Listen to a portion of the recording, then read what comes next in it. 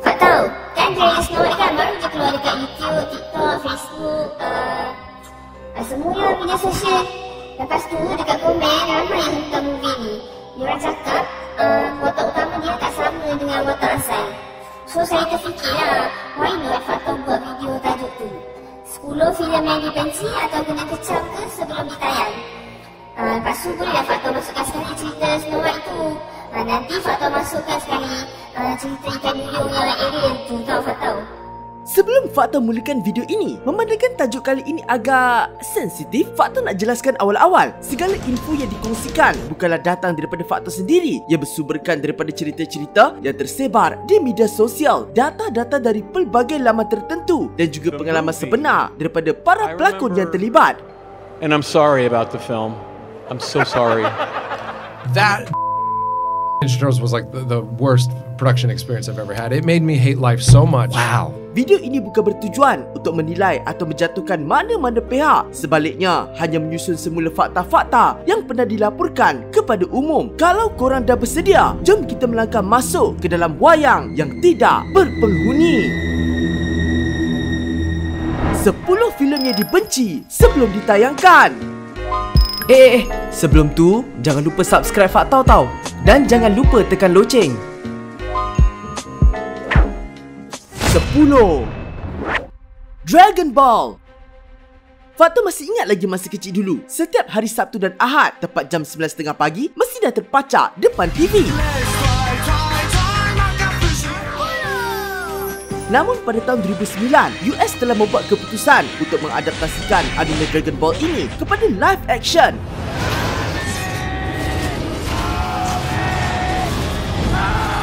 Bertajuk Dragon Ball Evolution yang diarahkan oleh James Wong dan dihasilkan oleh Stephen Chow. Mesti korang terkejut, Stephen Chow yang hasilkan kan? Fakta pun sama. Tapi ketika filem ni baru je menayangkan trailer pertamanya, ia telah mendapat kritikan dari pelbagai pihak, terutamanya bagi peminat Dragon Ball. Ramai yang mendakwa first one to touch the ground loses. Filem ini telah merosakkan cerita Dragon Ball yang asal kerana jalan ceritanya sangat-sangat berbeza dan aksi pertempurannya yang agak pelik dan kaku. Malah salah seorang pelakon yang melakonkan watak Piccolo dalam filem itu, iaitu James Master sendiri, meminta maaf kerana terlibat dalam filem tersebut. The movie, I remember, and I'm sorry about the film. I'm so sorry. I'm a Dragon Ball fan. It offended me. I forget the name of the director. He was a nice guy. He didn't know anything about Dragon Ball, but he was a pretty good director. But he just didn't know anything about Dragon Ball. Dan menawarkan dirinya untuk melakonkan suara Zamasu di dalam Dragon Ball Super untuk menebus kesilapannya.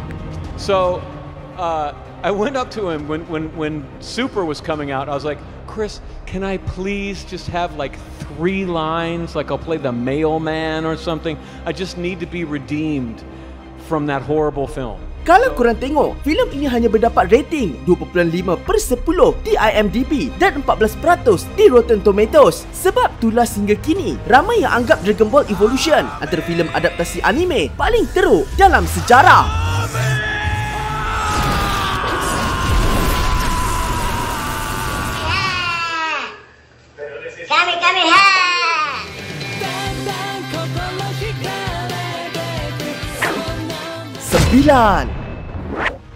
Sonic. Korang mesti pernah dengar pasal cerita Sonic the Hedgehog kan? Sonic mula muncul pada tahun 1991 sebagai watak utama dalam game Sonic the Hedgehog yang sangat popular masa tu. Walau bagaimanapun, pada tahun 2018, Paramount Pictures buat keputusan untuk mengadaptasikan Sonic ke dalam filem live action dan mengeluarkan trailer pertamanya pada tahun 2020.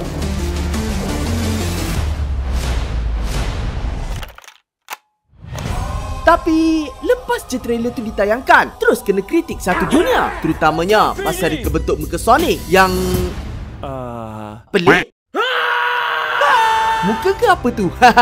Reaksi negatif itu tersebar luas sehingga membuatkan filem ini macam akan gagal atau flop sebelum ia ditayangkan. Nasib baik Paramount Pictures dengan cakap peminat dan sanggup menangguhkan tayangan untuk membuat perubahan dan redesign semula karakter Sonic. Hasilnya, Look at this! I took 9 million steps today.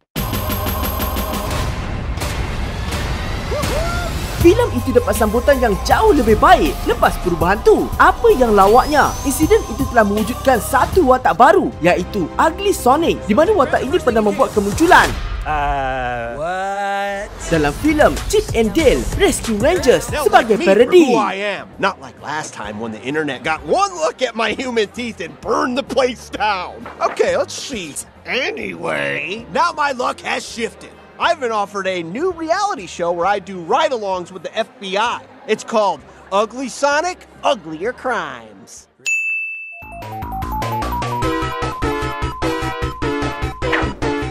Lapan, Teenage Mutant Ninja Turtle. No regrets, no fear. Coming in kind of fast. Sebelum Faktor ceritakan mengenai filem ni, biar Faktor ceritakan dulu asal-usul sebenar Teenage Mutant Ninja Turtle. Ninja Turtle pertama kali muncul dalam bentuk komik superhero yang dihasilkan oleh Kevin Eastman dan Peter Laird, yang mengisahkan tentang 4 ekor kura-kura, iaitu Leonardo, Donatello, Raphael dan Michelangelo yang terdedah dengan radioaktif dan mengubah bentuk mereka kepada humanoid. Namun apabila watak ini cuba diadaptasikan ke dalam bentuk live action pada tahun 2014, He's doing his Batman voice. Back off, Rat. Do not say a word about this to anyone. If you do, we will find you. ia telah mendapat banyak kritikan. Ini kerana pengarah filem tersebut, iaitu Michael Bay, telah mengubah asal-usul jalan ceritanya daripada 4 ekor kura-kura yang terdedah dengan radioaktif kepada watak alien. When you see this movie, kids are going to believe one day that these turtles actually do exist when we are done with this movie. These turtles are from an alien race, and they are going to be tough, edgy, funny, and completely lovable. Perkara ini menimbulkan kemarahan ramai peminat Ninja Turtle yang mendakwa Michael Bay seolah-olah cuba untuk mengubah filem itu kepada filem Transformers, dan salah seorang pelakon filem Ninja Turtle, iaitu Alan Ritchson, yang memegang watak Raphael,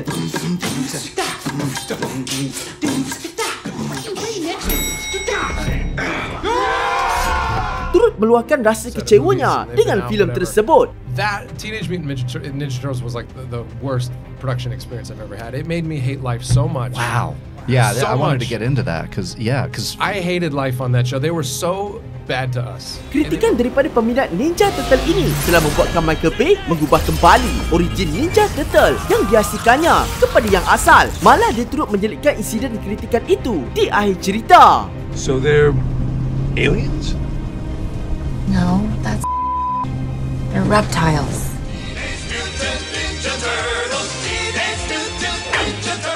7. Death Note. Kalau korang nak tahu, terdapat banyak siri anime yang telah diadaptasikan kepada live action oleh Netflix. Contohnya macam Alice in Borderland, Cowboy Bebop, Rurouni Kenshin, Yu Yu Hakusho, One Piece,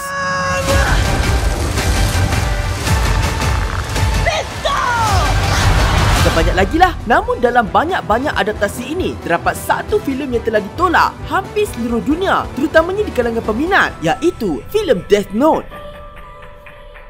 Ketika Netflix pertama kali memuat naik trailer filem ini pada tahun 2017, korang boleh nampak hampir kebanyakan daripada komen mengkritik filem tersebut. Menurut kebanyakan kritikan, mereka kecewa apabila hampir kebanyakan jalan cerita ini telah diubah dan kebanyakan watak yang ditampilkan adalah dari Amerika, sehingga membuang keaslian anime tersebut. Sampaikan ada yang mendakwa antara benda yang paling tepat di dalam filem ini cumalah Apple dan Ryuk je.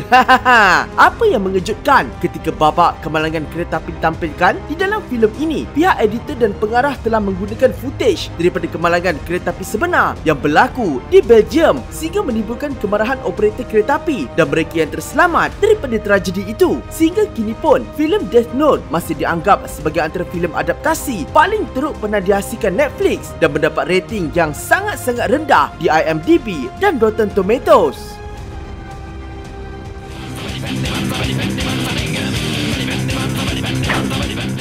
6. The Little Mermaid. Walaupun rating filem ini di IMDb dan Rotten Tomatoes agak baik, namun ia pernah menimbulkan kontroversi besar ketika pertama kali trailernya ditayangkan. Seperti yang kita tahu, The Little Mermaid merupakan sebuah filem kanak-kanak pada tahun 1989 di mana ia mengisahkan tentang seekor ikan duyung bernama Ariel yang jatuh cinta kepada manusia dan mengambil keputusan untuk mengubah dirinya kepada manusia. Namun ketika filem Disney ini diadaptasikan kepada live action pada tahun 2023, ia telah menimbulkan kemarahan ramai pihak, terutamanya apabila pengarah bertindak mengubah watak Ariel yang dipegang oleh Halle Bailey. Malah konsep asal filemnya yang menampilkan warna yang terang dan berwarna-warni untuk kanak-kanak telah diubah kepada suasana gelap, kelam dan suram.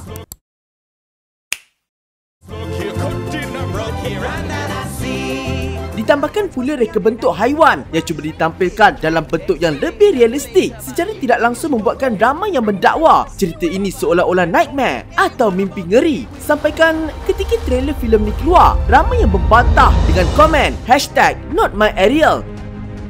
Menurut Forbes, kontroversi itu menyebabkan Disney hanya berjaya mendapat kutipan panggung sebanyak $570 juta dan tidak mampu untuk menampung keseluruhan bajet, sehingga menyebabkan mereka kerugian sebanyak $5 juta. 5.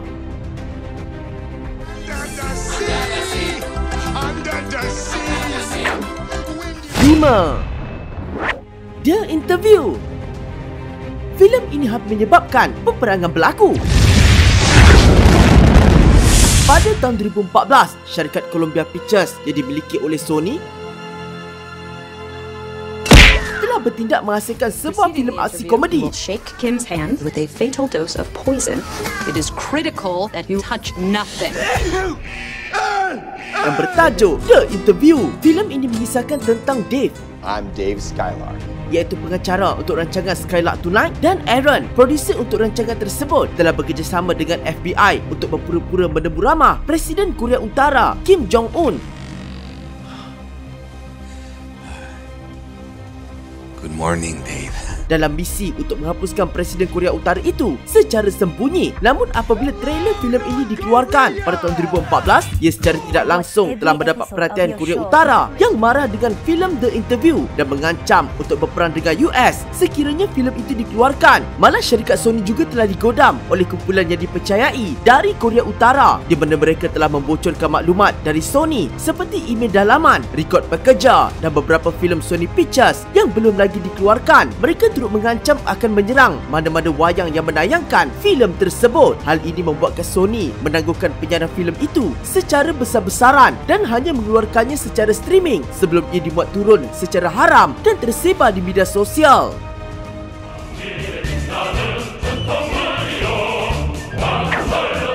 4.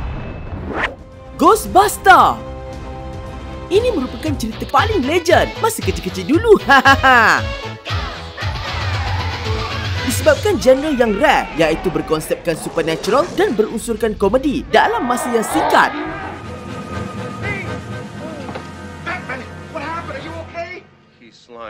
Ia telah mendapat sambutan yang tinggi selepas tayangan pertamanya pada tahun 1984. Namun setelah filem Ghostbuster kedua pada tahun 1989 ditayangkan,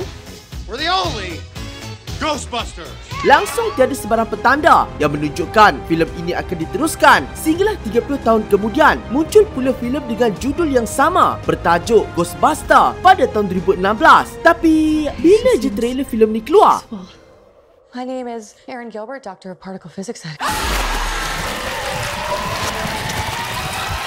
Dalam masa yang singkat, ia terus menerima lebih daripada 1 juta dislike. Sehingga menurut The Guardian, filem ini mencatatkan rekod sebagai trailer paling banyak menerima dislike dalam sejarah YouTube. Ramai peminat yang kecewa apabila mendapati filem ini bukan sambungan atau remake daripada filem lama. Let's go. Let's go. Oh, did you want to? Sorry, I'll let you. Next time. Tetapi sebuah reboot yang dihasilkan semula, malah trailer kedua yang dikeluarkan oleh Sony pun tidak mendapat sambutan hangat dengan hanya 230,000 tontonan. Walau bagaimanapun, pada tahun 2021, Sony menghasilkan satu lagi filem Ghostbuster. bertajuk Ghostbuster Afterlife sebagai sequel kepada filem asal dan turut menampilkan pelakon-pelakon asal. Light 'em up. Man, I love that sound.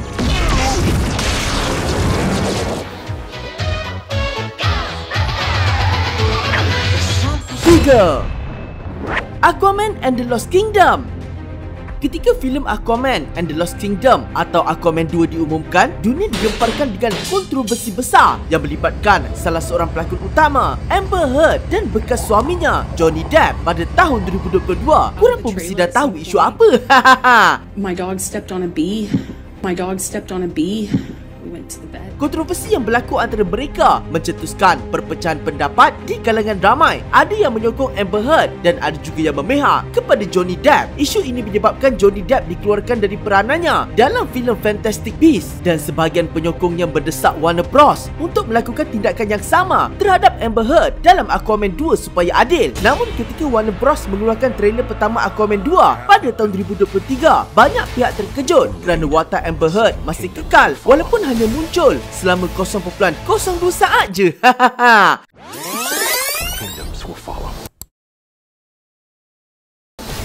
Keputusan ini membuatkan beberapa penyokong Johnny Depp menyeru untuk memboikot filem tersebut. Hasilnya, mengikut data dari box office, filem itu hanya berjaya mengumpul $439 juta je berbanding filemnya sebelum ini yang mendapat $1.15 bilion.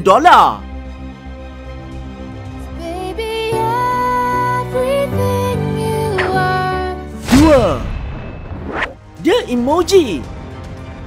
Kalau korang nak tahu ketika Sony pertama kali mengeluarkan trailer filem Emoji, ia telah pun mendapat banyak kritikan daripada penonton seluruh dunia. Pelik kan? Tapi kenapa?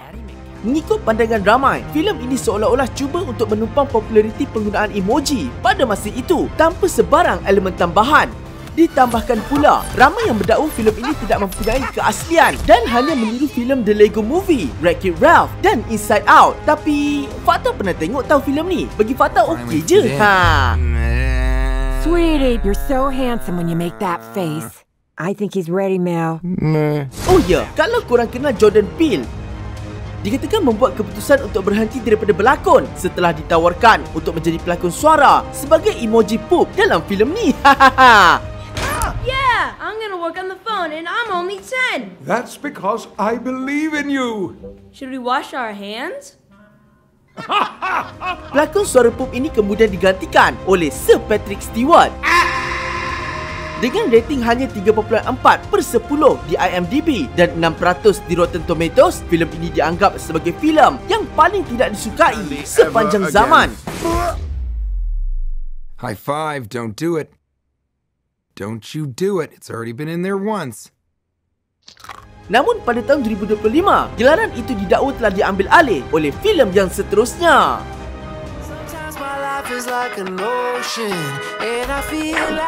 Satu, Snow White.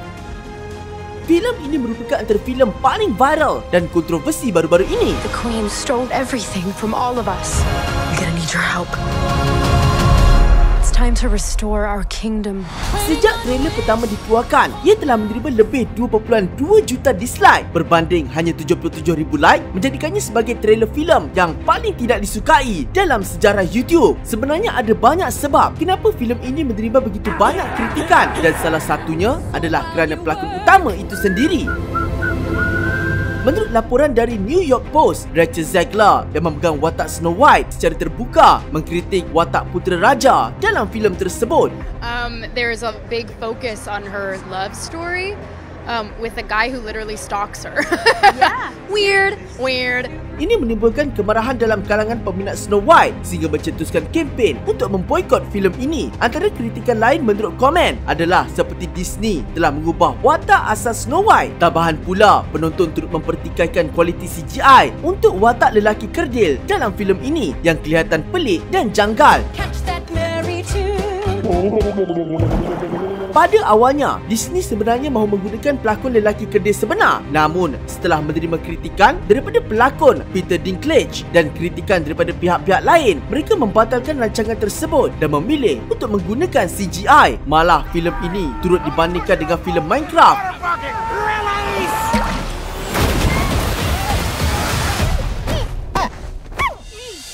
yang berjaya mengutip $570 juta.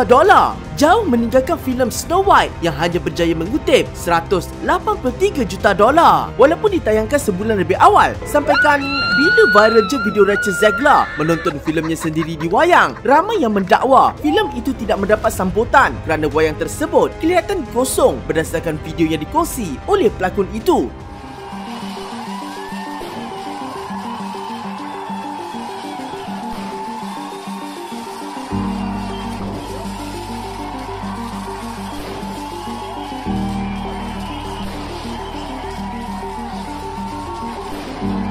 Namun apabila lebih ramai netizen mula berkongsi video daripada program-program lain yang hampir kosong semasa tayangan filem ini, dakwaan tersebut semakin mendapat perhatian. Kalau korang tengok dekat IMDb pun, filem ni cuba dapat rating 1.6/10 je. Rendah betul kan? Tapi yelah, suka ataupun tak tu sebenarnya subjektif. Contohnya macam korang boleh tengok sendiri, rating peribadi fakta untuk filem ini adalah 4/10. Memang berbeza dengan IMDb dan Rotten Tomatoes. Sebab bukan senang nak hasilkan sebuah filem. Setiap karya ada cerita, jiwa dan usaha di sebaliknya. Tak semua akan jadi masterpiece, tapi semua ada nilai dan pengajaran. Mungkin tak semua suka, tapi itu bukan alasan nak abaikan dedikasi yang dah dicurahkan. Apa su? Engkau memang manusia luar biasa. Sanggup kau menggunakan kekerasan terhadap wanita? Baik, kau minta maaf kepada. Minta maaf, engkau tak minta maaf, lebam biji mataku. Okeylah, itu sajalah untuk video kali ini. Terima kasih atas sokongan dan idea dari korang semua. Harap video ini menjawab persoalan korang. Jumpa lagi dalam video akan datang, InsyaAllah. Assalamualaikum semua, bye.